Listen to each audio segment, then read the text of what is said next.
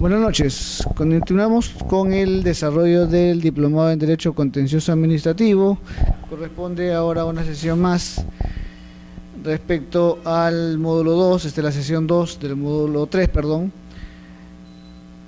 Mi nombre es Enrique Guerrero González, abogado, profesor universitario, y vamos a desarrollar la correspondiente sesión del presente diplomado en Derecho Contencioso Administrativo.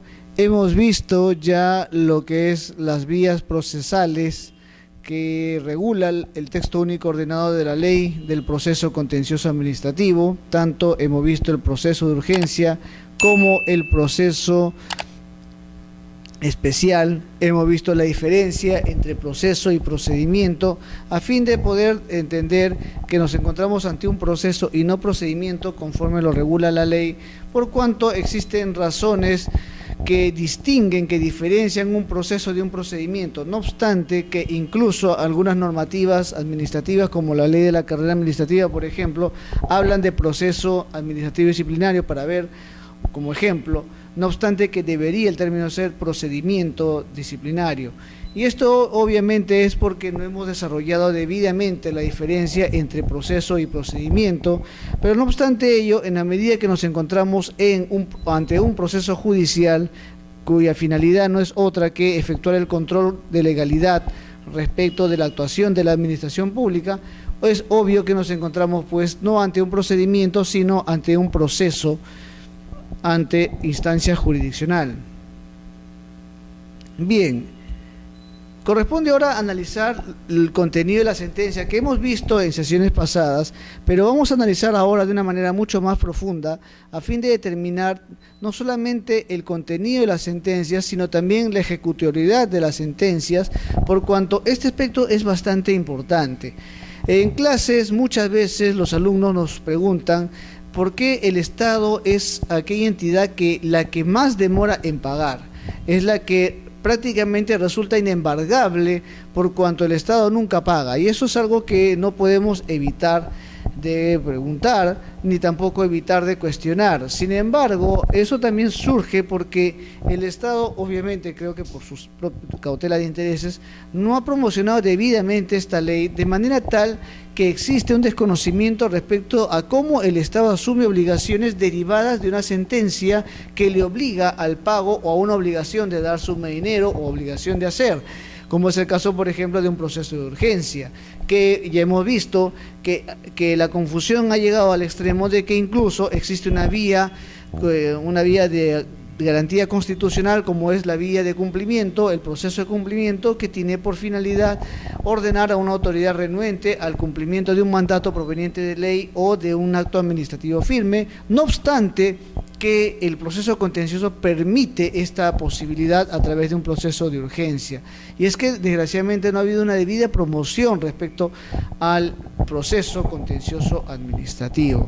Bien, entonces ahora lo que corresponde analizar es la sentencia y veremos luego pues cómo es que el Estado se obliga y el procedimiento que regula la ley respecto a el pago o el cumplimiento de obligaciones de dar suma de dinero a cargo del Estado, y que eso de alguna manera absuelve la inquietud de muchas personas respecto a cómo es posible que el Estado no ejecute, no pague una obligación que proviene de un mandato judicial.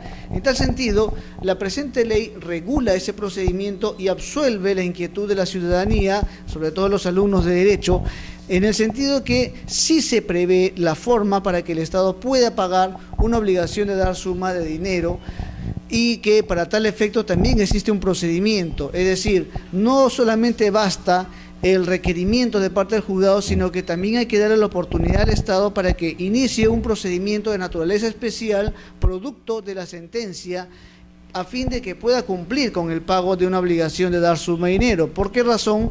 Porque conforme vamos a ver en el desarrollo temático, que en el caso del Estado no es común una situación particular de un particular que puede proveer, como se dice, proveer de caja o presupuesto para que pueda pagar una obligación. En el caso del Estado se sujeta a la legalidad presupuestaria, al presupuesto aprobado al comienzo de cada ejercicio presupuestario y como tal pues no es fácil pagar por cuanto tiene que alterar su partida presupuestaria. Si es que, claro está, cuenta con los fondos correspondientes, podrá pagar la totalidad de la obligación, pero en caso que no cuente con la totalidad de fondos, que es la mayoría de casos, en este tema pues el Estado puede calendarizar la obligación de manera tal que o se obligue a pagar de una manera proporcional la obligación de dar suma de dinero o el monto al cual se encuentra obligado por mandato judicial. De manera tal que sí existe una forma de pago, sí existe una regulación respecto a que el Estado deba y pueda pagar, y además sí existe la posibilidad de que se pueda trabar incluso embargo sobre los bienes del Estado, sobre todo en las cuentas corrientes, salvo algunas cuentas que por su propia naturaleza están destinadas al pago de planillas, por ejemplo, que no se puede embargar, pero hay otras cuentas que sí se puede embargar, pero esto obviamente está sujeto a un procedimiento que también ha sido ya regulado por el propio Tribunal Constitucional y que incluso ya hemos adjuntado en la correspondiente material de lectura, también hemos adjuntado las normativas que existen sobre el particular, tanto la sentencia del Tribunal Constitucional como también la normativa dictada a nivel del Decreto Supremo que regula este tipo de obligaciones de dar suma de dinero por parte del Estado. Bien, la sentencia. La sentencia estimatoria, ¿qué implica? Es decir, cuando la sentencia es estimatoria, es decir, que está admitiendo y está declarando fundada la demanda, estima, por lo tanto, analiza el contenido de la pretensión y por lo tanto acoge la pretensión del demandante de manera tal que ha sido estimada o declarada fundada y en consecuencia al estimarla el Estado está acogiendo las pretensiones, las exigencias que se han formulado en la demanda y en consecuencia ordena al Estado para que cumpla una determinada obligación producto precisamente de la sentencia. Y en este caso, cuando la sentencia declara fundada la demanda, debe decidir en función de la pretensión planteada, es decir, a fin de que exista coherencia entre lo resuelto y lo pretendido, tiene pues que la sentencia corresponder a la naturaleza, a lo pretendido, formulado en el acto postulatorio de la demanda. Entonces, la sentencia que declara fundada tiene que decidir en función de las pretensiones que son variadas. Primer supuesto, la nulidad total o parcial o ineficacia del acto administrativo impugnado de acuerdo a lo demandado. O sea, la nulidad en la medida que exista vicios que están previstos en la Ley de Procedimiento Administrativo General, que no permite la conservación del acto, y estos vicios pueden ser totales o parciales. Total cuando todo el acto en consecuencia está viciado y por lo tanto no existe la posibilidad de salvar un extremo del acto y todo se va a declarar nulo, o también puede haber la posibilidad que la nulidad sea declarada de manera parcial porque existen extremos que sí merece su conservación en el sistema jurídico, en el ordenamiento jurídico. O también la sentencia puede corresponder a declarar la ineficacia del acto administrativo impugnado, es decir, el acto podrá tener requisito de validez, pero extremos de ejecución no se puede cumplir por cuanto no es posible física y jurídicamente su cumplimiento. O sea, será válido, pero no será eficaz, no producirá efectos jurídicos respecto a la pretensión formulada, conforme a la pretensión que se ha estimado, que se ha presentado o por parte del demandante. Segundo supuesto, la sentencia también puede pronunciarse sobre el restablecimiento o reconocimiento de una situación jurídica individualizada y la adopción de cuantas medidas sean necesarias para el restablecimiento o derecho o reconocimiento de la situación jurídica lesionada, aun cuando no haya sido pretendida en la demanda. Es decir, acá estamos ante situación de medidas que restablezcan una situación jurídica lesionada, es decir, cuando estamos ante una actuación de la administración pública que de alguna manera lesiona los derechos o intereses de los administrados, no solamente del administrado, sino también puede ser del tercero que no tuvo la posibilidad de presentarse al procedimiento administrativo y de ejercer sus derechos y hacer valer sus derechos o intereses ante la vía administrativa. En ese sentido, la sentencia lo que va a hacer es adoptar las medidas, reconocer el derecho que ha sido ha sido lesionado, que ha sido vulnerado por parte de la administración pública, y también va a disponer las medidas que restablezcan, es decir, restituyan el derecho que ha sido conculcado por parte de la administración pública. aún cuando no haya sido pretendida en la demanda. Es decir, aquí no estaremos ante una situación de extrapetita, es decir, que se resuelve algo fuera de la pretensión, porque lo que se busca es que, en la medida que la finalidad del proceso contencioso no es otra que velar por la legalidad de la actuación de la administración pública respecto de los intereses de los administrados, de los derechos de los administrados, no obstante que no haya sido formulado o pretendido en la demanda, la sentencia, al advertir que existe un hecho o un derecho que ha sido lesionado, conculcado por parte de la administración pública, derecho o interés legítimo que ha sido conculcado por parte de la administración pública, va a disponer la restitución de ese derecho. Repetimos, no obstante que aún no haya sido invocada en la demanda. Repetimos, ¿por qué? Porque en el caso del proceso contencioso administrativo, es cierto que la pretensión va a ser analizada y la sentencia tiene que corresponder a la pretensión, pero en la medida que existe un interés público de por medio, se puede el juez disponer el reconocimiento de derechos, no obstante no ha sido pretendido en la demanda. Tercer supuesto de la sentencia estimatoria, la cesación o la sentencia puede declarar lo siguiente: la cesación de la actuación material que no se encuentra sustentada en acto administrativo y en consecuencia dispone la adopción de cuanta medida sea necesaria para obtener la efectividad de la sentencia, sin perjuicio de poner en conocimiento del Ministerio Público el incumplimiento para el inicio del proceso penal correspondiente y la determinación de los daños y perjuicios que resulten de dicho incumplimiento.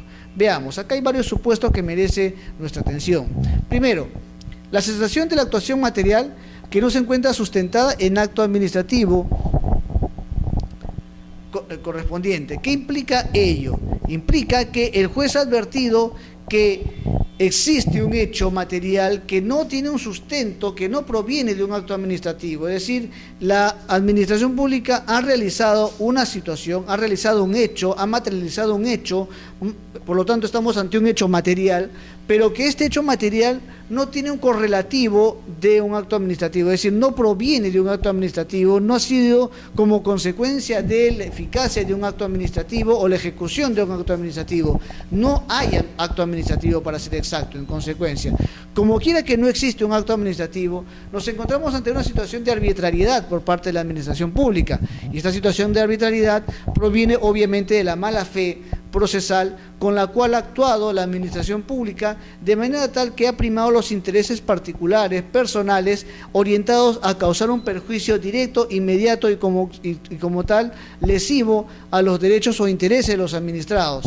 En este caso estamos ante una situación arbitraria, incausada, injustificada, que contraviene todo razonabilidad, todo juicio de razonabilidad, y como tal, esto amerita la intervención del órgano jurisdiccional a fin de disponer la cesación de esta situación material y por lo tanto dispone todas las medidas que resulten necesarias para la consecución de esta finalidad jurídica, repetimos, que busca, que pretende la cesación de una actuación material perversa, producto de una situación arbitraria, perversa, injusta, por parte de la administración pública, que no es otra cosa que para lesionar los intereses o derechos de los administrados. En este caso, dispone la cesación, dispone todas las medidas necesarias para obtener la efectividad de esta sentencia, sin perjuicio de poner en conocimiento del Ministerio Público el incumplimiento para el inicio del proceso penal correspondiente. Es decir, no obstante que ya ha sido declarado el derecho conculcado proveniente de esta situación fáctica de la administración pública, la autoridad jurisdiccional, el juez, también tiene la facultad para poner en conocimiento de este hecho ante el representante del Ministerio Público. ¿Para qué? Para que justamente inicie la acción penal correspondiente. Como quiera que el titular del Ministerio Público, el fiscal respectivo, es el titular de la acción penal, en consecuencia, a él se le remite copia certificada de los actuados a fin de que inicie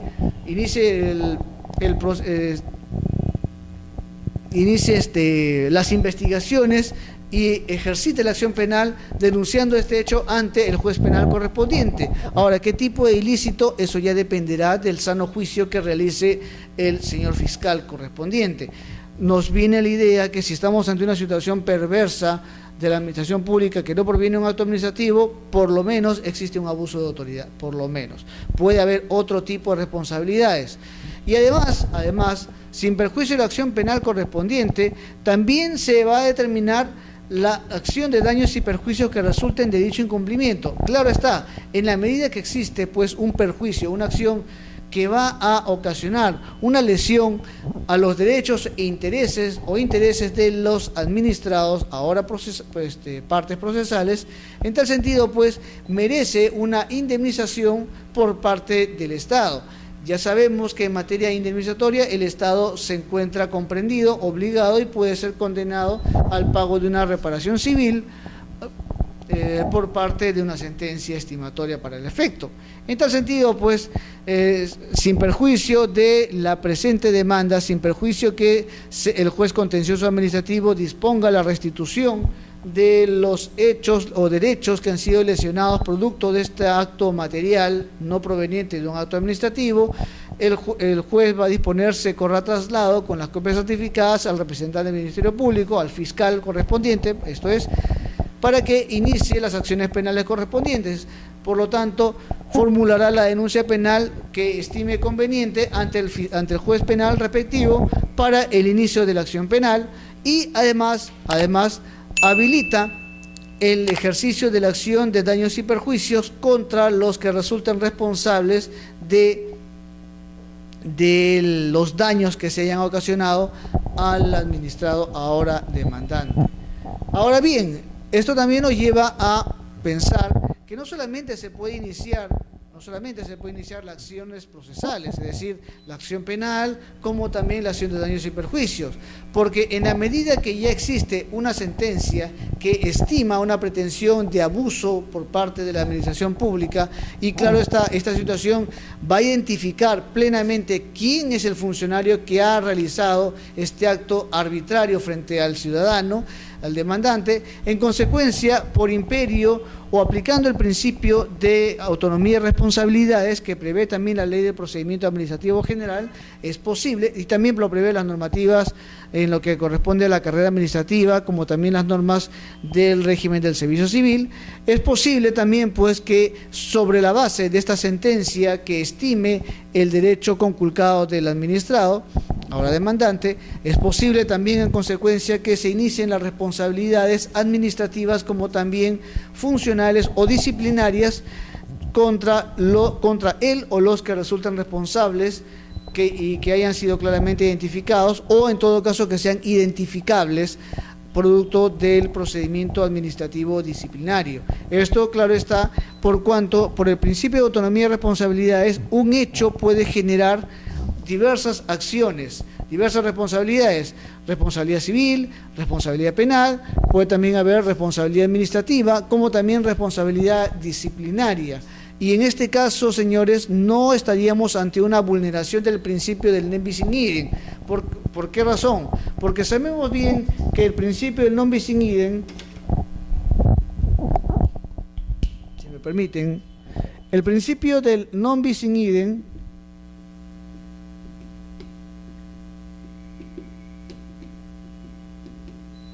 ¿qué implica?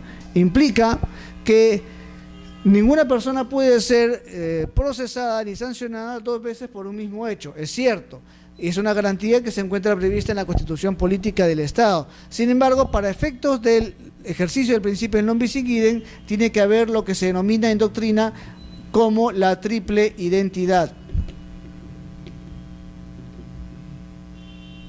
Y esta triple identidad exige una identidad de sujetos, hechos, como también que el contenido jurídico sea idéntico.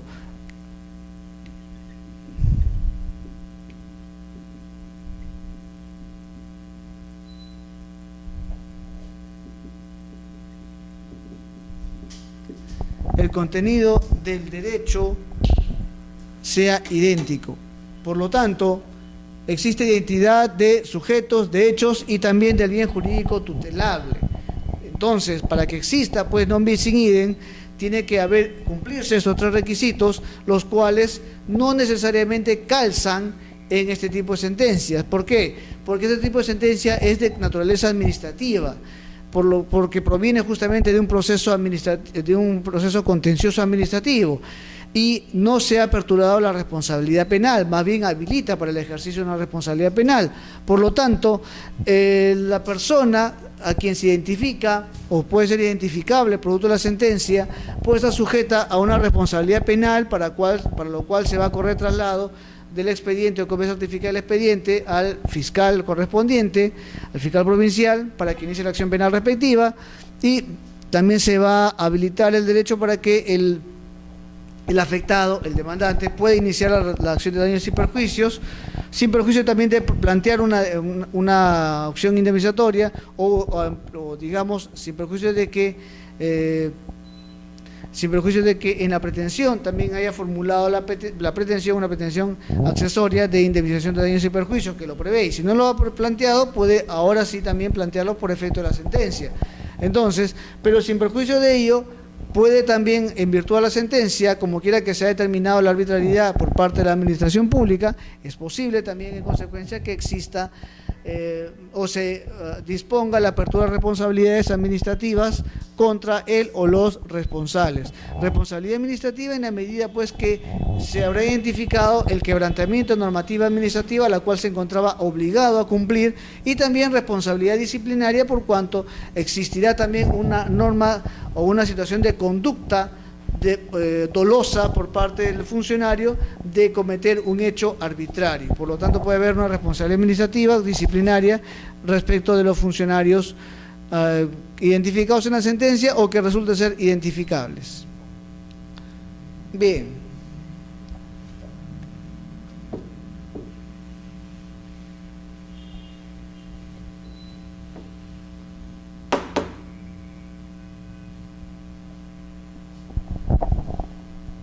La sentencia va a determinar también el plazo en el cual la administración debe cumplir con realizar una determinada actuación a la que se encuentra obligada, sin perjuicio de poner en conocimiento del Ministerio Público el incumplimiento para el inicio de la acción penal correspondiente. Esto ya hemos visto ya.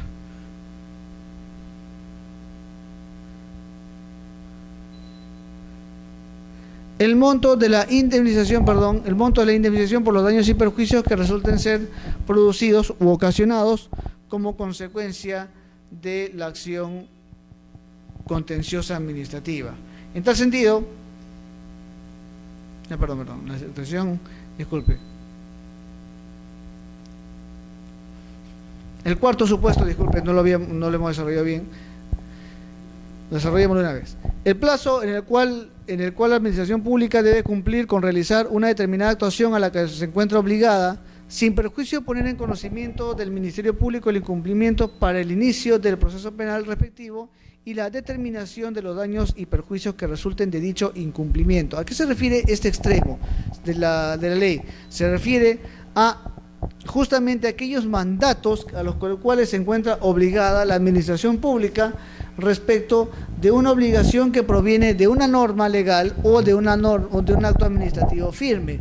Vemos en consecuencia que aquí lo que se está determinando es el plazo.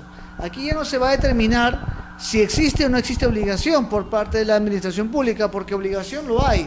En la medida que la administración pública se encuentra obligada por efecto de una ley o por efecto de una norma, de un acto administrativo firme, entonces ya no cabe discutir sobre la obligación a la cual se encuentra vinculada la administración pública, sino que aquí lo que ya cabe discutir es en qué tiempo, en qué momento la administración pública va a ejecutar este plazo. Por lo tanto, lo que va a disponer el juez en sentencia va a ser precisamente el plazo en el cual la autoridad administrativa cumplirá o realizará la obligación a la que hoy se encuentra obligada por mandato legal o por mandato administrativo, sin perjuicio de poner en conocimiento del Ministerio Público el incumplimiento para el inicio del proceso penal respectivo. Es decir, dispone un plazo y paralelamente comunica al fiscal que la autoridad no ha cumplido con el mandato que si bien es cierto ha sido declarado por efecto de sentencia, pero ya la autoridad sabía que debía cumplir, porque simplemente es una situación declarativa, no constitutiva de derechos. Ya la obligación nacía, ya la obligación provenía de un mandato legal o administrativo. Por lo tanto, En la medida que el juez advierte un mandato respectivo, y lo único que va a hacer es simplemente declarar o establecer un plazo para que la autoridad pueda cumplir, la autoridad administrativa pueda cumplir el mandato, y asimismo, sin perjuicio de ello, comunicará al Ministerio Público dicho incumplimiento del mandato para que inicie el proceso penal respectivo. Es decir, ya en el proceso penal se va a determinar si el incumplimiento de la obligación a la cual se encontraba pues vinculada la administración pública, si es dicho incumplimiento está a título de dolo o culpa. Si es a título de dolo, en consecuencia corresponderá pues la sanción penal respectiva. Y asimismo también el juez va a determinar que en esta sentencia no solamente el plazo iba a disponerse, se ponga en conocimiento del Ministerio Público, sino que también va a disponer o va a determinar los daños y perjuicios que resulten de dicho incumplimiento. O sea, va a determinar cuánto es el monto, la cuantía que le corresponde a la administración pública respecto a los daños que ha ocasionado en el administrado. Quinto supuesto que establece la ley es que la sentencia que declara fundada la demanda puede decidir en función de la pretensión planteada lo siguiente. Quinto supuesto, el monto de la indemnización por los daños y perjuicios que hayan sido ocasionados.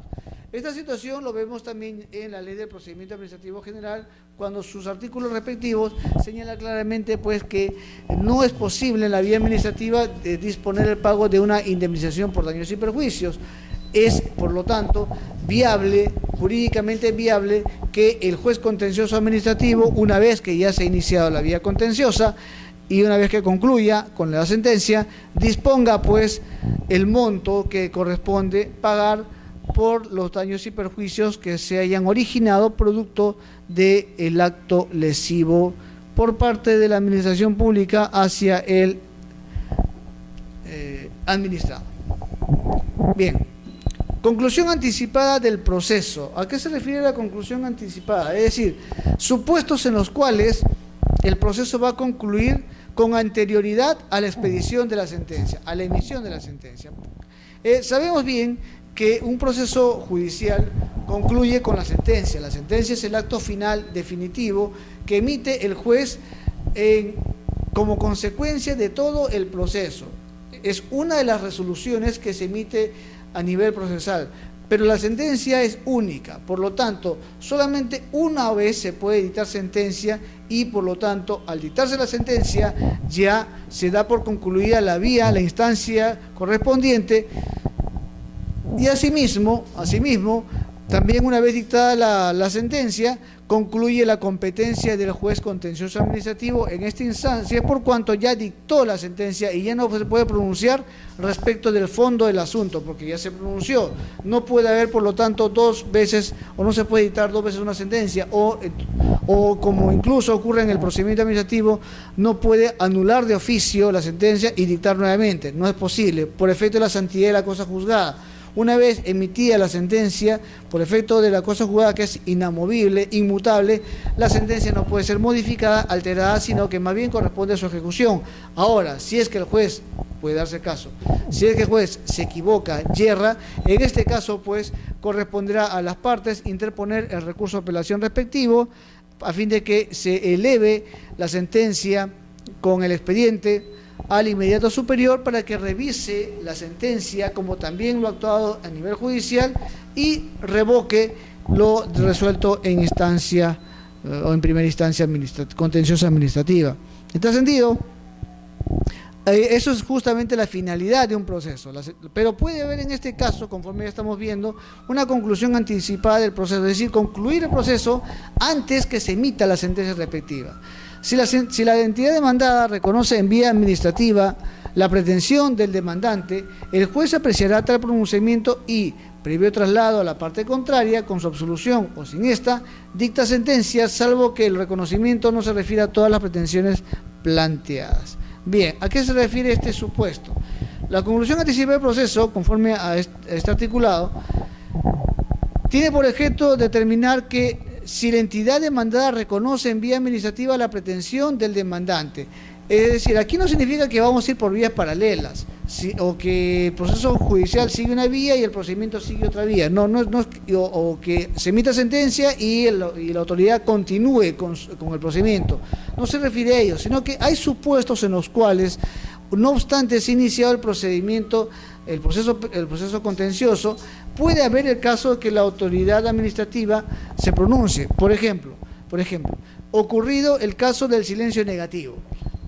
Digamos, en un procedimiento X, el administrado espera que se concluya el plazo para que se emita la resolución respectiva del acto administrativo y al haber transcurrido el plazo de ley correspondiente, 30 días hábiles, se acoge al silencio administrativo negativo por considerar de que existen intereses públicos que pueden verse afectados, y al acogerse se agota la vía administrativa. Entonces, producto del agotamiento de la vía administrativa, por efecto del silencio negativo, se interpone la demanda contenciosa administrativa respectiva, pero el hecho de haberse acogido al silencio administrativo negativo, no significa que la autoridad administrativa ya se encuentre impedida de resolver, porque en tanto no haya sido notificada con la demanda y el auto admisorio de la demanda, la autoridad administrativa puede todavía resolver, puede pronunciarse. Es decir, se interpone la demanda, veamos acá, grafiquemos. Es decir, tenemos el caso por el cual se interpone la demanda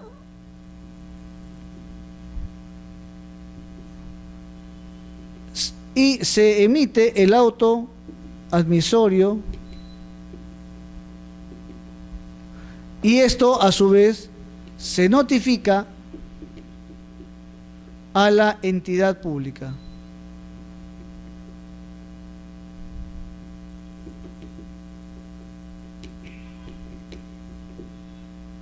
Muy bien, entonces, mientras ello ocurre, mientras se formula la demanda, porque como quiera que estamos ante un caso de silencio negativo, la autoridad todavía está obligada, conforme a la ley de silencio administrativo.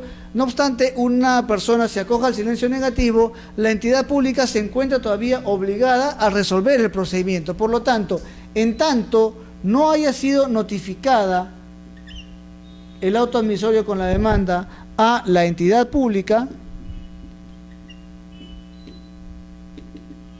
esta se encuentra pues todavía obligada a resolver.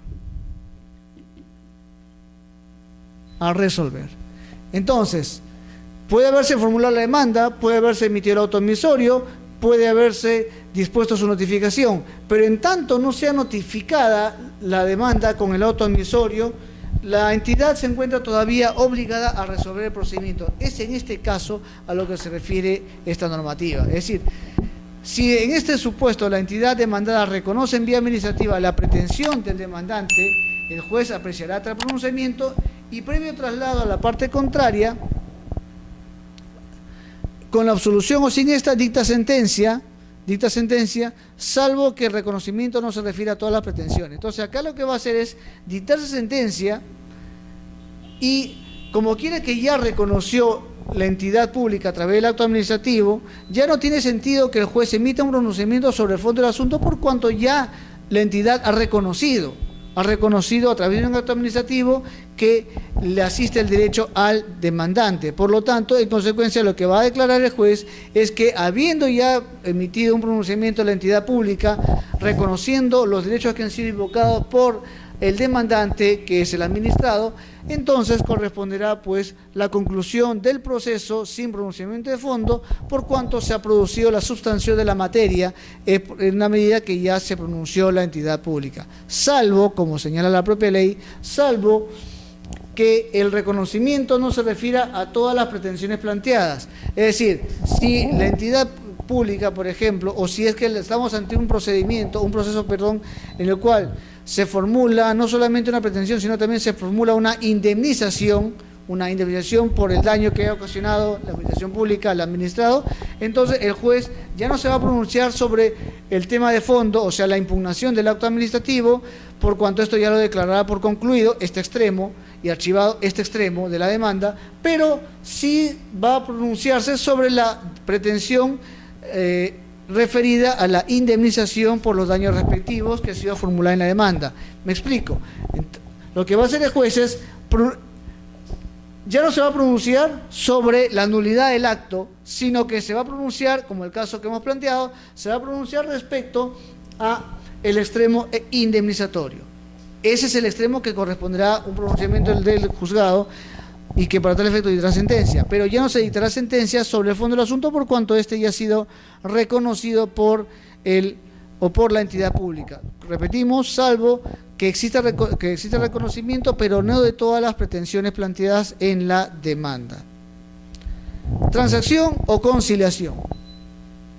La transacción o conciliación son dos mecanismos de conclusión del proceso de solución de conflicto que permiten, pues, o coadyuvan a la justicia. Es decir, permiten también contribuir a la paz social en justicia por cuanto son mecanismos alternativos de solución de conflictos que van a permitir a las partes poder discutir sanamente, directamente sus cuestionamientos, sus pretensiones, a fin de poder arribar a una decisión final entre partes, que de alguna manera satisfaga las pretensiones de las partes. En este caso tenemos la transacción o la conciliación, en la cual la transacción se formula de una manera directa a través de un convenio y puede haber que haya una parte que sea la victoriosa, la otra no, dependerá de cómo se vaya a transar y se vaya a arreglar y se vaya a acordar determinados extremos, se acuerda determinados extremos de la demanda, perdón.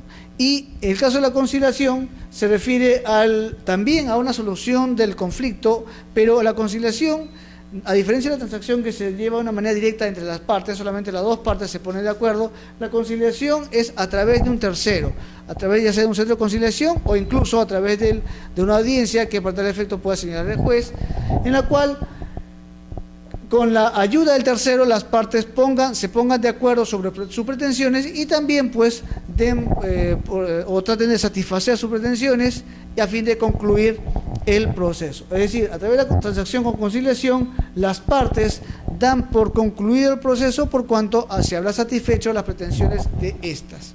Entonces, en cualquier momento del proceso, vamos a leer el texto normativo, en cualquier momento del proceso las partes pueden transigir o conciliar sobre pretensiones que contengan derechos que son disponibles, es decir, derechos que de alguna manera puedan el ordenamiento jurídico permitir su disponibilidad, se pueda despojar el ciudadano.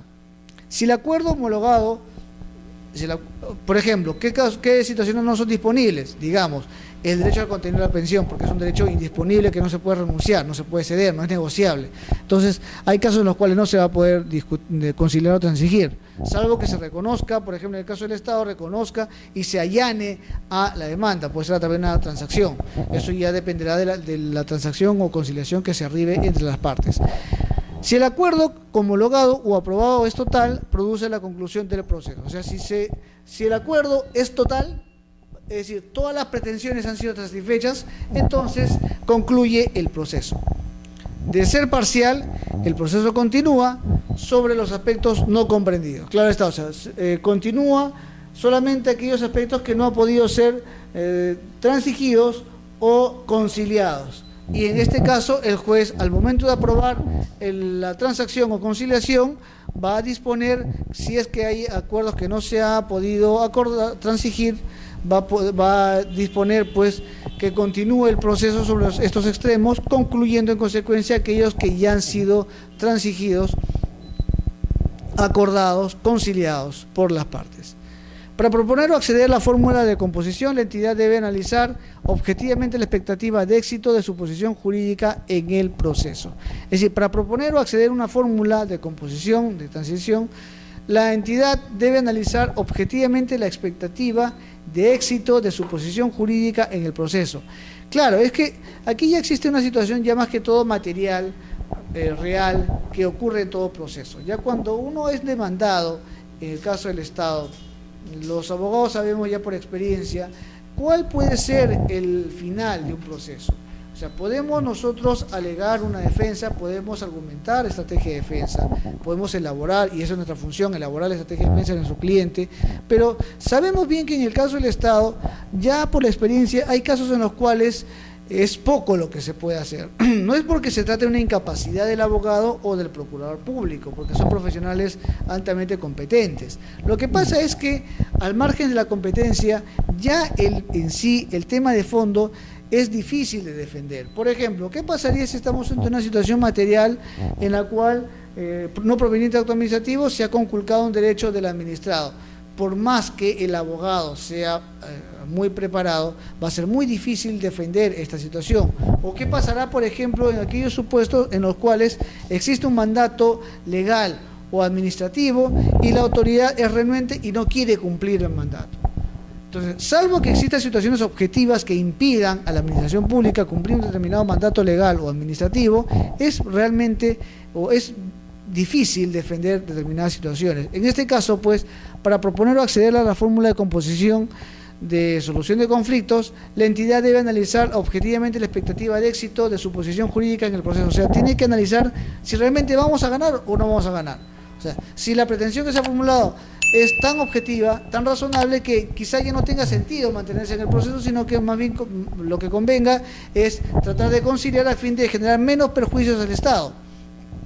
En este caso ya dependerá, pues, de lo que se informe a nivel de procuradurías ante la entidad, a fin de que se establezca claramente si existe una real posibilidad de éxito o no. Y en este caso, repito, los abogados, no obstante que por efectos de la Ley de Sistema de Defensa Jurídica del Estado uno elabora su estrategia y es autónomo a la Procuraduría, uno en el fondo sabe, pues, qué tipo de procesos son difíciles de defender y las posibilidades de éxito son limitadas, ¿no? Entonces, en estos casos se tiene que analizar objetivamente la fórmula de conciliación o de transacción. Claro está que en la práctica esta fórmula tampoco se usa mucho. ¿Por qué razón? Porque como quiera que los procuradores tienen por función la defensa de los intereses del Estado, entonces existe, si bien es cierto, existe posibilidades digamos, muy de peso que el proceso no se gane. Existen también posibilidades mínimas, pero posibilidades en las cuales el proceso pueda revertirse y el Estado pueda obtener una situación satisfactoria de vencedor. En este caso, pues, los procuradores tienen por vía mecánica, por costumbre, y porque también es su trabajo, es la defensa de los intereses del Estado, tienen por costumbre no conciliar tan fácilmente, no transigir tan fácilmente, porque esto puede generar también una mala costumbre y puede limitar también la defensa de los intereses del Estado. No olvidemos que el procurador tiene que defender al Estado y, si bien existen las posibilidades, también son mínimas de ganar, pero también hay posibilidades de ganar, mínimas, pero hay posibilidades, y dependerá también de la estrategia que elabore el procurador con su abogado a cargo, de las cuales pueda también obtenerse un resultado satisfactorio de los intereses del Estado. Entonces, hay que analizar objetivamente no solamente si hay posibilidades de ganar o no, sino también que esto no pueda repercutirse y no pueda significar un hecho continuado, permanente, o una costumbre de conciliar o transar, porque eso también de alguna manera limita la defensa de los intereses del Estado. Esto ya lo decimos como experiencia de Procuraduría, ¿no? Especificidad del mandato judicial. Sin perjuicio de lo establecido en el artículo 122 del Código Procesal Civil, la sentencia que declara fundada la demanda debe establecer el tipo de obligación a cargo del demandado, en este caso el Estado, el titular de la obligación, el funcionario a cargo que debe cumplirla y el plazo para la ejecución. Es decir, la sentencia que declara fundada la demanda no solamente debe limitarse a declarar fundada la demanda, sino que también tiene que establecer qué tipo de obligación se encuentra a cargo de la entidad demandada. O sea, si es una obligación de dar su dinero, si es una obligación de hacer, si es el cumplimiento de un mandato al cual se encuentra obligado por efecto legal o efecto administrativo. Asimismo, tiene que también establecerse el titular de la obligación, quién es el directamente obligado o la unidad orgánica a la cual se encuentra obligada el mandato judicial, el funcionario a cargo de cumplirla, aunque ello es difícil porque tendrá en este caso que el juzgado requerir a la entidad que identifique quién es el funcionario respectivo. Pero eso ya en todo caso se puede identificar al momento de ejecutar la sentencia. Pero el juzgado lo que sí puede hacer es establecer, a través de la revisión del MOF y del ROF, puede establecer qué unidad o el cargo, para ser más exacto, el cargo del funcionario al cual se encuentra obligado. Por ejemplo, cumpla el director general de administración, o cumpla el jefe de logística, o cumpla el jefe de recursos humanos. Aquí no se está identificando a la persona, se está identificando el cargo. Creemos que a eso se refiere la ley del proceso contencioso administrativo. O sea, identifique no solamente al titular de la obligación, sino también al cargo principalmente, y como dice, el funcionario a cargo de cumplirla, o sea, el funcionario, o sea, el que se encontrará pues ejerciendo determinado cargo que es objeto de obligación. Y también se va a determinar el plazo de obligación. Ejecución de la sentencia. La potestad de hacer ejecutar las sentencias y demás resoluciones judiciales corresponde exclusivamente al juzgado o sala que conoció del proceso en primera instancia. Es decir, una vez que se declara ejecutoriada la sentencia, por lo tanto, el expediente regresa a la primera instancia para que el juez de primera instancia o la sala laboral, dependerá del grado de competencia, disponga la ejecución de la sentencia. Entonces, una vez que, repetimos, se concluye el proceso con la sentencia, las partes apelan, luego se eleva el expediente a una segunda instancia, se resuelve a través de la resolución de vista, puede haber que haya recurso de casación, se eleva a casación, se resuelve en casación, y el expediente, por lo tanto, regresa al juzgado de origen, es decir, al juzgado de primera instancia judicial.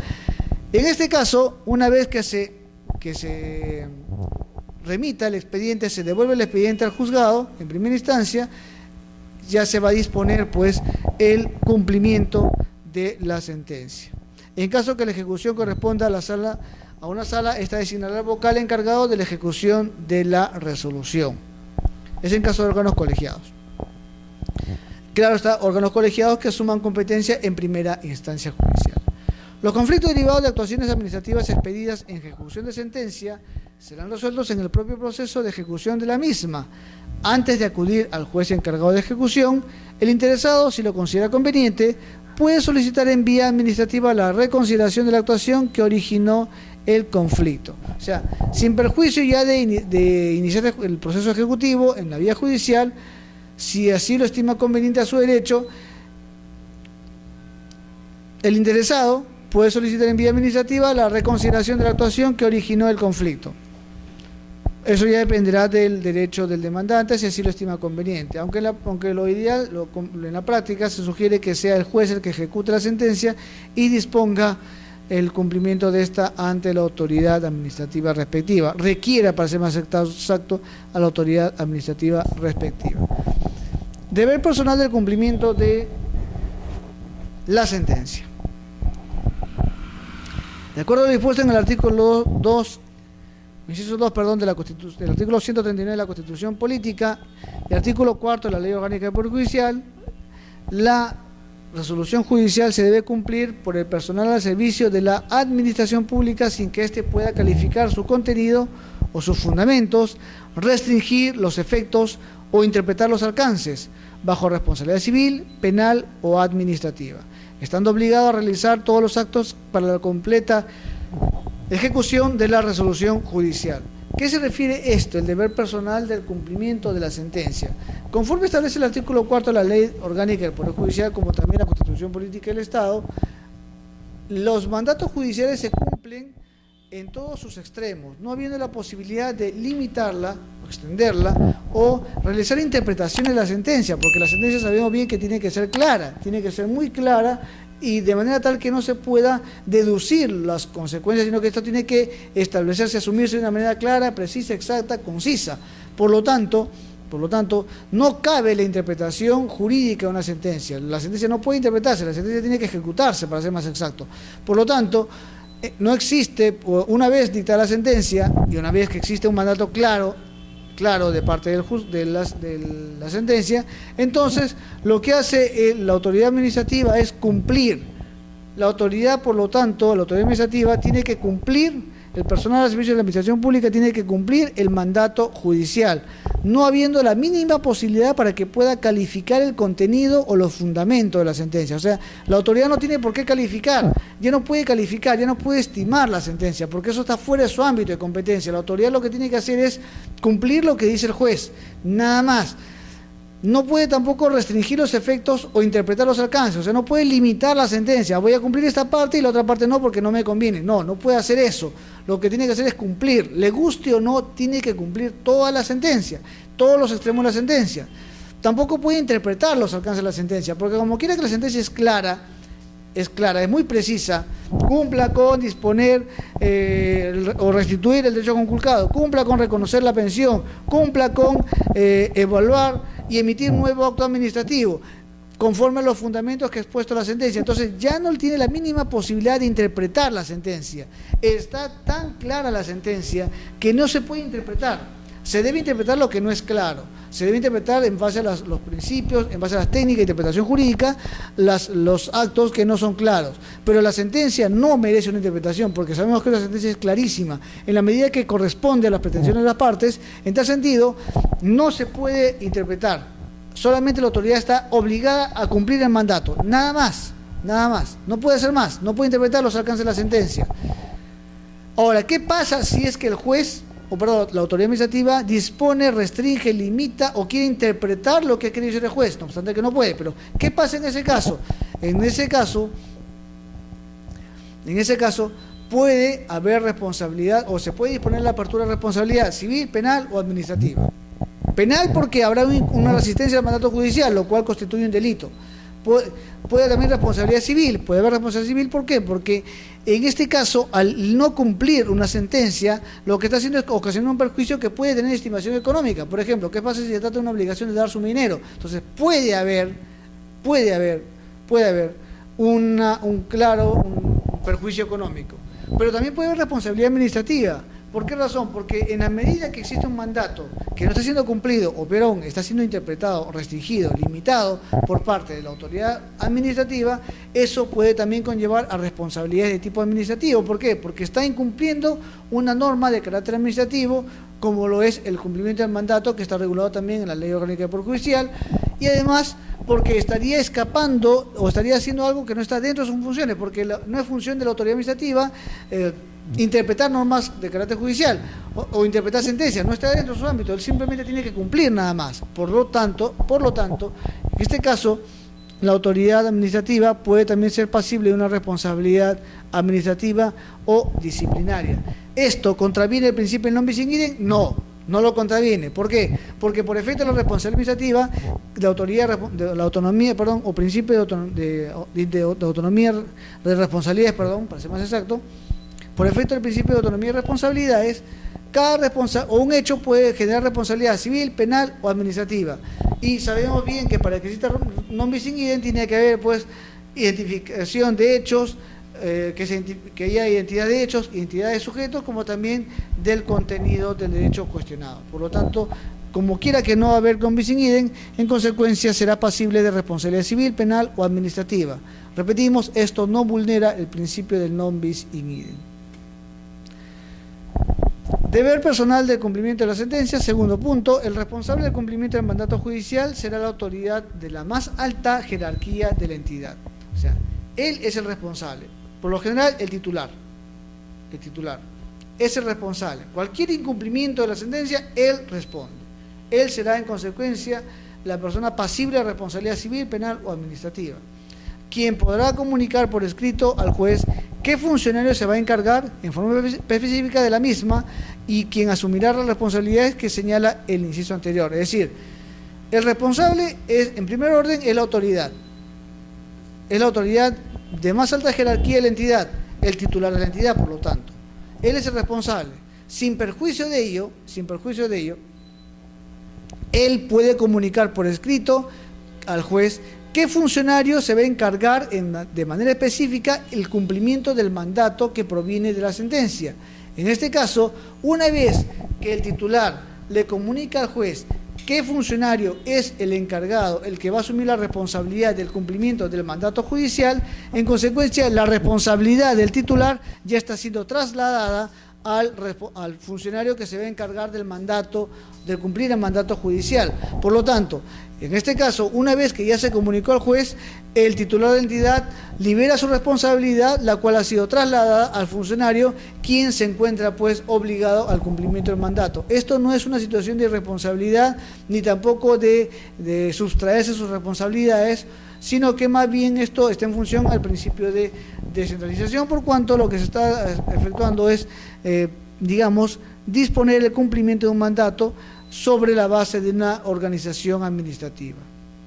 Sin perjuicio de lo anteriormente señalado, el juez puede identificar al órgano responsable dentro de la entidad y otorgarle un plazo razonable para la ejecución de la sentencia. O sea, al margen que el titular de la entidad comunique al juez quién es el funcionario que se va a hacer cargo del cumplimiento del mandato judicial, el juez puede identificar también al responsable o a la unidad responsable dentro de la entidad y otorgarle un plazo razonable para la ejecución de la sentencia. ¿Por qué razón? Porque a veces por la propia naturaleza del contenido de la sentencia uno ya advierte qué tipo de unidad orgánica es la que se encuentra obligado.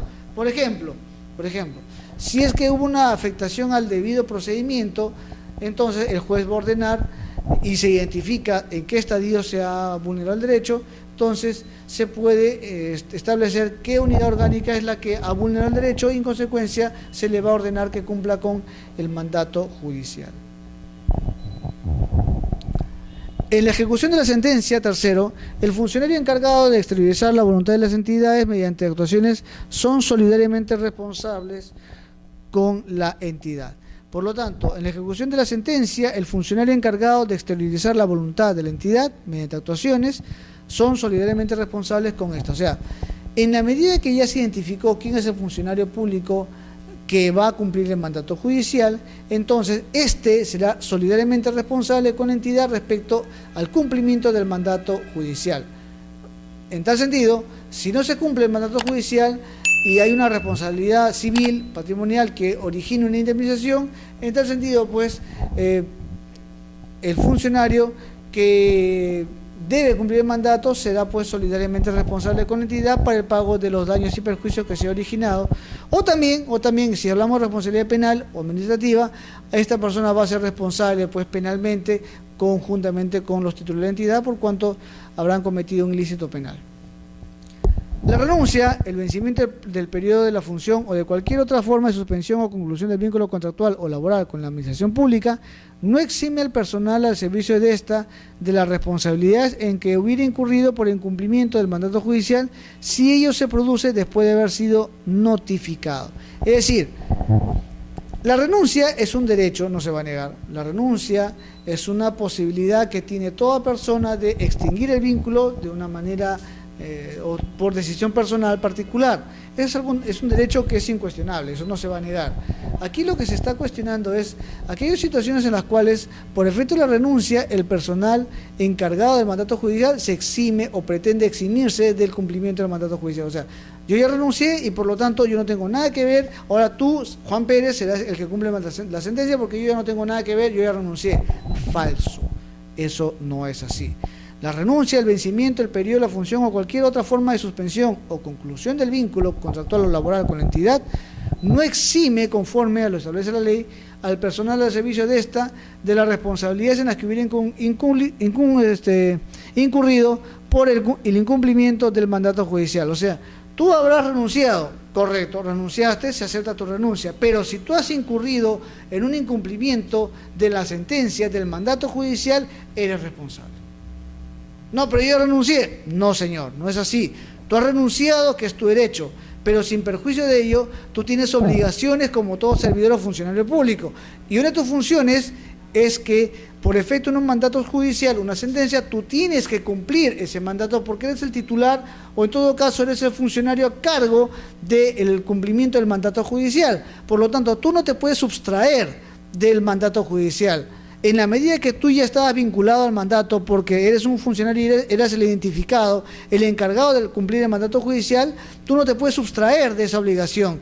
Y si bien es cierto, tú ya renunciaste, que es tu derecho, se supone que para haber renunciado has debido haber ya cumplido el mandato judicial, haber satisfecho la expectativa que estaba contenida en la sentencia. Si tú lo que pretendes es desvincularte del Estado para no cumplir el mandato judicial, entonces serás pasible de las responsabilidades correspondientes.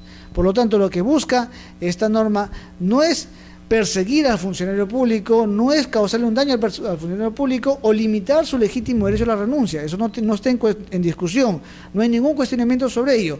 Lo que se busca a través de esta norma es que el funcionario público no se exima, no se sustraiga de sus responsabilidades sobre pretexto de la renuncia o suspensión del vínculo laboral. Ejecución de la obligación de dar suma de dinero. La sentencia de calidad de cosa juzgada que ordena el pago de suma de dinero será atendida por el pliego presupuestario en donde se generó la deuda. Es decir, bajo responsabilidad del titular del pliego, y su cumplimiento se hará de acuerdo a los procedimientos que a continuación se señala. Aquí nos encontramos ante un tipo de procedimiento de obligación de dar suma de dinero conforme lo señala la propia norma. ¿Por qué hay un procedimiento? Aquí sí estamos hablando de procedimiento. ¿Por qué razón? Sabemos bien que hay un mandato judicial, sabemos bien que existe aquí una situación en la cual la sentencia ha dispuesto que una entidad pague una suma de dinero proveniente del proceso judicial y que corresponde al derecho del demandante, del administrado. Eso es incuestionable. Pero ¿cuál es el problema? El problema aquí, tratemos de graficar en la medida de lo posible.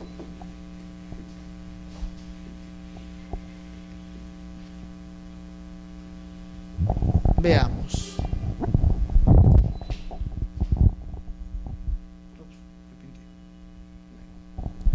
Veamos.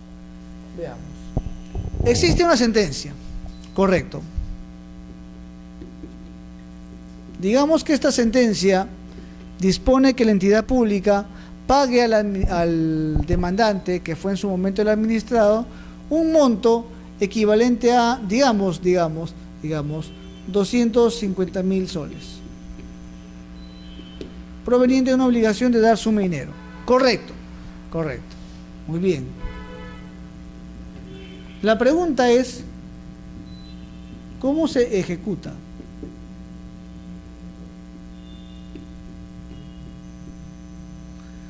¿Cómo se ejecuta? Y esto puede dar lugar a diversas interpretaciones. Por ejemplo, ¿qué implica la ejecución? Implica el cumplimiento del mandato judicial, lo cual no se puede sustraer. Perfecto. Pero eso significa que vamos a ejecutar en primera instancia, o sea, le damos el plazo como en un proceso civil. Cumpla en el término de 48 horas con pagar la obligación. No cumple. Cumpla en el término de 3 días para que pague la obligación. No cumple. Cumpla, se requiere bajo apercibimiento para que pague en el plazo de 3 días, la obligación. No cumple. Se reitera el requerimiento más el apercibimiento. Perfecto. Como quiera que ya no cumple, entonces, ¿qué va a ocurrir? Que una vez producido el apercibimiento en un proceso judicial, se va a ejecutar y se va a disponer del embargo. Correcto. Pero esta fórmula de requerimiento, digamos, en una primera oportunidad, acá hay un requerimiento con apercibimiento,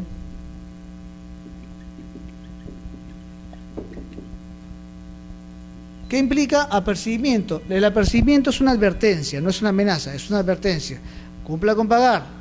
Se le está dando el plazo de 3 días para que cumpla con pagar. No paga.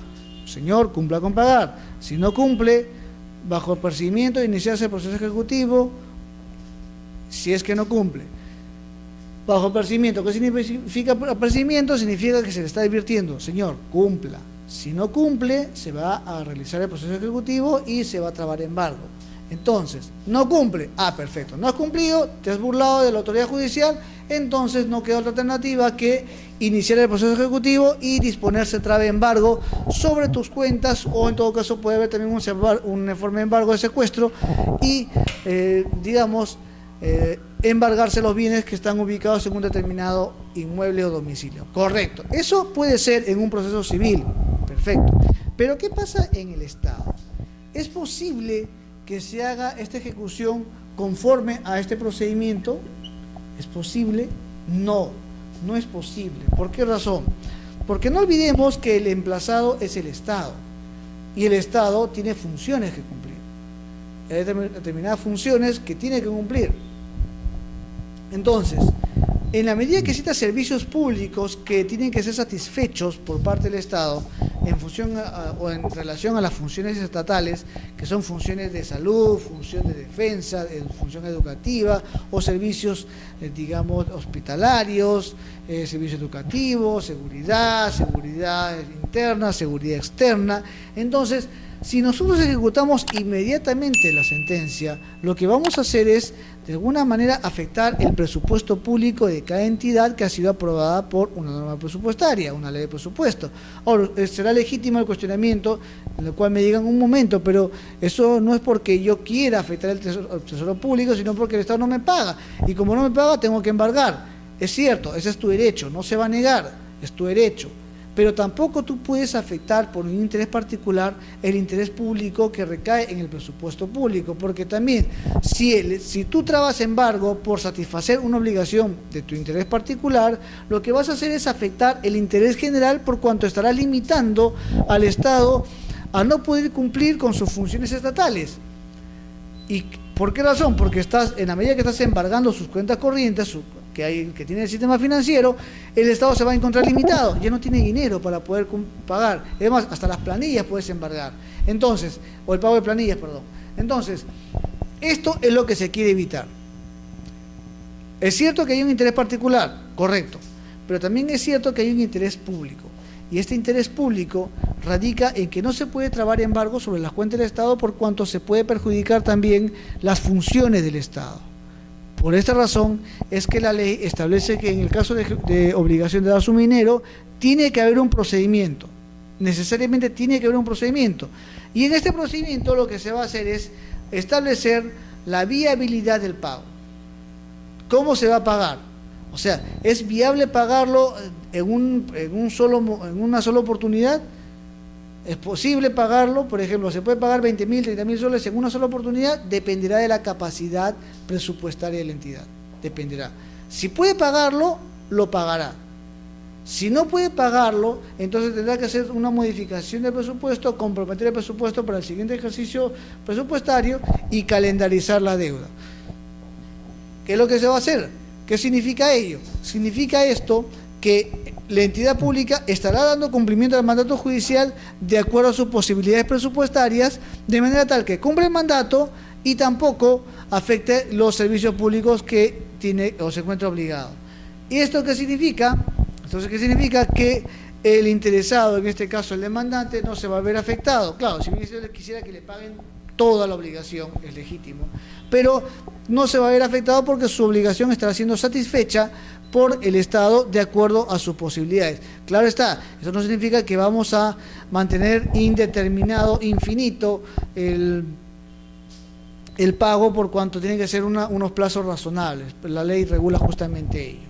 Entonces, cabe señalar también de que a través del Tribunal Constitucional ya se establece una sentencia que regula precisamente este derecho y establece que por efecto de la legalidad presupuestaria tiene que establecerse un procedimiento de naturaleza especial.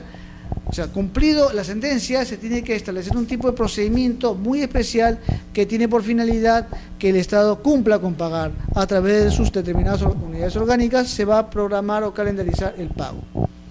Como también ya existe normativa sobre el particular que ha sido dictado y que también se encuentra al alcance de ustedes en los materiales que se han alcanzado para la presente sesión. Entonces, tenemos que la sentencia en calidad de cosa juzgada que ordena el pago de una suma de dinero será atendida por el pliego presupuestario en donde se generó la deuda. O sea, será atendida por la entidad donde se generó la deuda. O sea, la entidad obligada es la que va a tener que pagar bajo responsabilidad del titular. El titular es el que aquí sí no se puede sustraer. Él tiene que cumplir porque es, valga la palabra, es su persona la que está de por medio. Si él no cumple con pagar, en consecuencia, o no dispone el pago, entonces este será el responsable y asumirá las responsabilidades civiles, penales o administrativas. Entonces, ¿cuál es el procedimiento? Primer paso, la Oficina General de Administración, o la que haga sus veces, la OGA, es la que, o la que haga sus veces de pliego presupuestario, requerido, deberá proceder conforme al mandato judicial y dentro del marco de las leyes anuales de presupuesto. O sea, la OGA, o la que haga a su vez de pliego presupuestario, la que haga de OGA, debe proceder conforme al mandato judicial y dentro del marco de las leyes anuales de presupuesto. Es decir, tiene que establecer conforme a la ley de presupuesto cómo va a pagar. En el caso de las sentencias judiciales, se ha establecido por normativa presupuestaria que es la entidad la que tiene que pagar de acuerdo a su presupuesto, la partida presupuestaria correspondiente. Por lo tanto, no puede alterar esa partida o no puede alterar otras partidas para satisfacer obligaciones. Hay una sola partida correspondiente y esa es la que tiene que ser usada para el pago de obligaciones de dar su dinero. Segundo, en el caso de que para el cumplimiento de la sentencia, el financiamiento ordenado en el numeral anterior resulte insuficiente, es muy posible ello, el titular del pliego presupuestario, previa evaluación y priorización de las metas presupuestarias, o sea, tiene que evaluar todas las metas, evalúa cuántas metas tiene, cuántos proyectos, o sea, qué es lo que tenemos que hacer en este ejercicio presupuestario, qué funciones, qué obligaciones tenemos que hacer en este ejercicio presupuestario y obviamente tenemos que cumplir estas metas. Si te dan dinero, cumple, ejecuta tus metas. Entonces también tiene que dar prioridad. Por ejemplo, no por cumplir un mandato judicial vamos a desabastecer una actividad de carácter social. No podemos hacer eso, tenemos que dar prioridad. Tenemos que pagar, pero la prioridad es el pago social, el programa social o el contenido social. Entonces, el titular de pliego, previa evaluación y priorización de las metas presupuestarias, puede realizar la modificación presupuestaria dentro de los 15 días de notificada. O sea, tienes 15 días notificada con la resolución respectiva para que tú puedas modificar presupuestariamente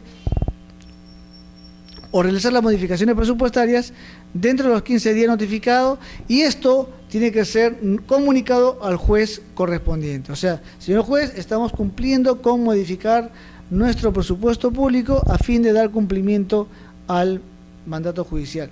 Tienes 15 días para realizar este procedimiento.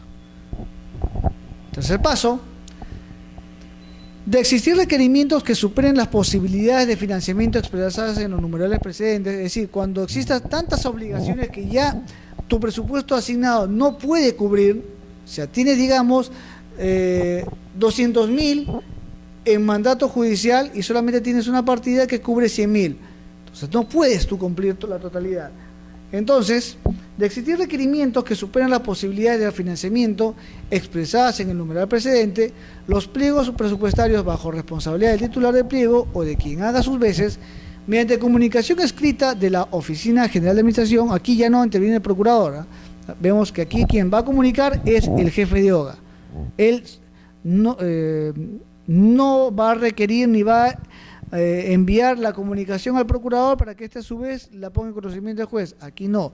En este procedimiento, la ley establece claramente que el bajo responsabilidad del titular del pliego, o sea, el titular es el que asume responsabilidad, él o de quien haga sus veces, mediante comunicación escrita del jefe de OGA, se hará de conocimiento de la autoridad judicial el compromiso de atender tales sentencias de conformidad con el artículo 70 del texto único ordenado de la ley 28.411, que es la Ley General del Sistema Nacional de Presupuesto, aprobado por Decreto Supremo 304/2012 EF. O sea, es el jefe de OGA el que va a hacer de conocimiento de la autoridad el compromiso de atender las sentencias. O sea, tú vas a comunicar en 15 días y a su vez asumes el compromiso cuando ya superan tus expectativas, cuando ya las obligaciones superan tus expectativas, tu capacidad de pago, entonces vas a hacer conocimiento al juez tu compromiso de atender estas sentencias conforme establece la Ley General del Sistema Nacional de Presupuesto.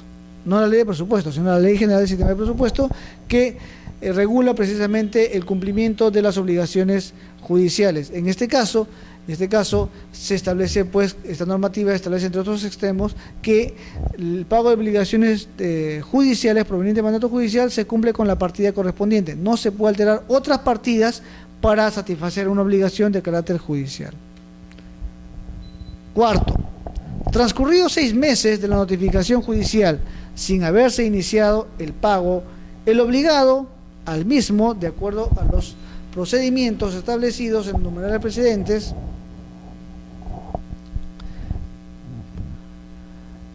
se puede dar inicio al proceso de ejecución de la resolución judicial previsto en el artículo 703 y siguiente del Código Procesal Civil. No podrá ser materia de ejecución los bienes de dominio público conforme al artículo 7.3 de la Constitución Política del Estado. O sea, por ejemplo, monumentos, locales institucionales, que son de dominio público, no se puede dar objeto, no puede ser objeto de embargo, a eso se refiere. Entonces, transcurrió 6 meses de la notificación judicial sin haberse iniciado el pago u obligado al mismo, de acuerdo a algunos de los procedimientos establecidos en los numerales precedentes, se puede iniciar el proceso ejecutivo conforme al artículo 713 del Código Procesal Civil. Es decir, transcurren 6 meses y no has iniciado el pago u obligado al mismo, de acuerdo o sea, tienes 2 posibilidades: o pagas, o en todo caso te obligas al pago. Pero tienes 2 posibilidades, 2 alternativas. O sea, puedes tú iniciar el pago, o si no inicias el pago, en todo caso te comprometes al pago, te obligas al cumplimiento del pago. A eso se refiere. Entonces, transcurridos 6 meses de la notificación judicial sin que hayas iniciado el pago u obligado al mismo, o sea, no hayas efectuado el compromiso de pago ante el juzgado, esto transcurrió 6 meses sin que hayas hecho estas 2 obligaciones, una de esas obligaciones, entonces se entiende pues que la entidad pública no le interesa, le es indiferente el mandato judicial y simplemente no quiere cumplir el mandato judicial. Frente a esta situación advertida por el juez, transcurridos 6 meses puede dar inicio al proceso de cobranza ejecutiva. Es decir, se va a ejecutar se va a iniciar el proceso ejecutivo y se puede disponer el embargo respectivo. Muy bien, en este caso no se puede ser materia de ejecución los bienes de dominio público conforme al artículo 7.3 de la Constitución Política del Estado. Pago de intereses. La entidad se encuentra obligada al pago de intereses que genera el retraso en la ejecución de la sentencia. Claro, es que como quiera pues que hay una sentencia que obliga a un pago de una obligación de dar a un minero, no obstante ha sido calendarizada, no obstante esta se va a pagar en un proceso, de acuerdo a un procedimiento que se inicia ante la OGA, y esta es la que va a comunicar el compromiso o la obligación ante el juzgado, no significa que no va a haber intereses, porque hay un interés que se está generando porque no se ha pagado oportunamente. Por lo tanto, este pago o esta omisión de pago o esta calendarización de pago, para ser más exacto, se encuentra pues sujeta al pago de intereses que para tal efecto tendrán que ser liquidados en ejecución de sentencia una vez concluida el pago. Es decir, desde la fecha que se dio inicio, que se generó el derecho, al pago, de que se generó el derecho con el pago, hasta la fecha de culminación del pago, entonces se va a hacer la liquidación respectiva y el perito asignado por el juzgado va a establecer el monto que corresponde por intereses legales. O sea, no lo fija cada parte, lo fija o lo proponen las partes, de acuerdo a su perito que propongan, y será aprobado por el juez. Es el juez el que va a determinar o va a aprobar el pago o la liquidación de intereses legales correspondientes. Actos administrativos contrarios a la sentencia. La ley establece que son nulos de pleno derecho los actos y disposiciones contrarias a los pronunciamientos de las sentencias que se dicten con la finalidad de eludir el cumplimiento de estas. Conforme ya hemos señalado previamente, el artículo 4 de la Ley Orgánica del Poder Judicial establece claramente pues que toda autoridad administrativa, judicial, como también legislativa, se encuentra obligada al mandato judicial, no habiendo la posibilidad para que pueda interpretar o limitar los alcances de la sentencia. En este caso, como quiera que no se puede ello, porque está prohibido por parte de lo que establece la Constitución Política también en su artículo 139, como también el artículo 4 de la Ley Orgánica del Poder Judicial, entonces cualquier acto administrativo que dicte la autoridad administrativa con la intención de eludir, con la intención de tratar de incumplir el mandato judicial, es decir, evadir el mandato judicial, zurrarse, para ser más exacto, en el mandato judicial, entonces, como quiera que estamos ya advirtiendo una actitud dolosa, Entonces, este acto será nulo. Y es más, la ley sanciona con la nulidad de pleno derecho. O sea, prácticamente, automáticamente se emite un acto administrativo que limita o que eluda la obligación proveniente de un mandato judicial. Este acto es nulo de pleno derecho. Por lo tanto, dictado este acto administrativo, se entiende que es nulo y por lo tanto no se requiere de un pronunciamiento judicial para que se declare nulo. Es decir, al solo pronunciamiento, a la sola emisión del acto, este deviene en nulo, por propio imperio de la ley. No se requiere un procedimiento, sino que es nulo de pleno derecho y por lo tanto automáticamente a su emisión se entiende que es nulo. Costas y costos procesales. Las partes en el proceso contencioso administrativo no pueden ser condenadas al pago de costas o costos. ¿Por qué razón? Porque como quiera que se trata de un proceso contencioso administrativo en el cual el procedimiento no ha habido costo alguno, entonces no se dispone el pago de los costos, de las costas y costos. Aquí sí tenemos una discrepancia de lo que establece el legislador. Porque si bien es cierto el Estado se encuentra exonerado del pago de gastos judiciales, lo cual es correcto, que son los gastos derivados de las costas procesales, que son los gastos que se derivan del proceso. Creemos que en lo que corresponde al costo, es decir, los honorarios del abogado, no tiene por qué ser limitado, porque esto no está en discusión. Al igual que en el proceso constitucional o proceso de garantía constitucional, en el cual sí existe el pago de costos, el pago de los honorarios profesionales del abogado, creemos que también ese criterio tiene que ser aplicado también al caso del proceso contencioso administrativo. ¿Por qué razón? Porque no obstante que el Estado es el que tiene más carga procesal de todos los procesos judiciales que cualquier otra parte, es un proceso penal, civil, contencioso administrativo, laboral, comercial, siempre el Estado tiene este tipo de procesos, no se va a negar, pero no por ello también vamos a negar o limitar el pago de los costos que significa los honorarios profesionales del abogado. ¿Por qué razón? Porque creemos que el titular del derecho afectado ha recurrido a un abogado y ha tenido que pagar. Y más aún, no existe ni siquiera existe, cuando se trata, por ejemplo, de nulidad de acto administrativo sin pago de intereses de indemnización por daños y perjuicios, como quiera que no existe una estimación económica, entonces el afectado no solamente va a verse afectado con el acto administrativo que ha sido lesionado, sino que también va a tener que recurrir a un abogado para iniciar la acción contenciosa administrativa respectiva y obviamente que va a tener que pagar al abogado. Entonces, no sería justo que el Estado, y no es justo que el Estado, en este caso, habiendo ocasionado un daño y habiendo originado que el demandante inicie un proceso contencioso administrativo, un proceso judicial, para lo cual tuvo que contratar los servicios de un abogado, no puede o se encuentre limitado al resarcimiento de los costos procesales. Los costos significa la devolución, ojo, no significa el pago de los honorarios. Costo procesal significa reintegrar, tiene por finalidad reintegrar los gastos que la parte procesal ha incurrido respecto a los honorarios profesionales. Entonces, para que se pueda pagar los costos, para que se pueda aprobar la liquidación de costos procesales, la parte tiene que haber acreditado el cumplimiento del pago de los honorarios y el juzgado dispone que se devuelva, que se reintegre ese monto al demandante y que esto corre a cargo de la entidad, en este caso, de la perdedora.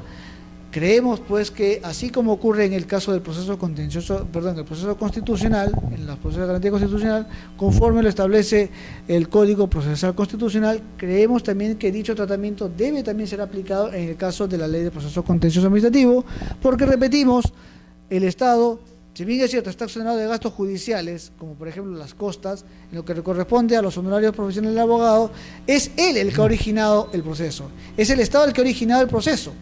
Es el Estado el que ha dado lugar a un proceso contencioso administrativo y por lo tanto, en la medida que el administrado se ha visto perjudicado con la decisión del Estado y ha recurrido a un abogado, a un profesional abogado para que lo patrocine en la causa y obviamente tiene que pagarle porque son servicios profesionales, entonces es legítimo también que el demandante, a fin de no ser perjudicado más de lo que ya ha sido perjudicado por el Estado, es legítimo que éste aspire a que el Estado reconozca y disponga la devolución de los gastos incurridos en la contratación y pago de honorarios profesionales al abogado por cargo de la entidad perdedora. Entonces, ahí sí tenemos una discrepancia del marco legislativo y creemos que en lo que corresponde a las costas, perdón, sí es viable que no se pague costas por cuanto es un proceso contencioso, y en los procesos contenciosos, como quiera que no hay costas, no se paga tasas judiciales, se está accionando de pago de tasas judiciales y no se paga nada,